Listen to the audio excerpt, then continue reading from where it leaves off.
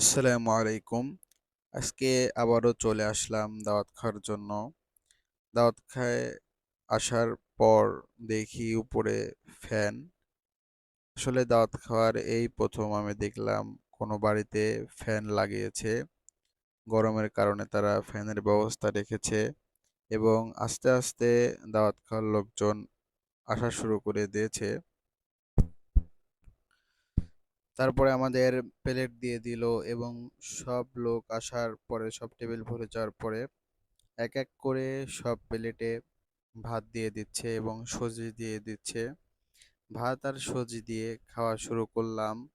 কিছুক্ষণ পরে গোস্ত দিয়ে দিল এবং সাথে সালাদ দিয়ে দিল এবং অনেক স্বাদ হয়েছিল গোস্ত। এরপর দই দিয়ে দিল। দই দেওয়ার পরে দই, গোস্ত আর ভাত একসঙ্গে খেলাম এবং খাওয়ার পরে দেখলাম আমার বন্ধু দাঁড়িয়ে আছে, সেও দাঁত খাওয়াতে আসছে। অনেকদিন পর তার সাথে দেখা হবে। সে হয়তোবা আমাকে খেয়াল করেনি। এজন্য আ আমি তার দিকে ক্যামেরা ধরলাম এবং দেখতে পারছেন আপনারা এখানে অসংখ্য লোক দাঁড়িয়ে আছে।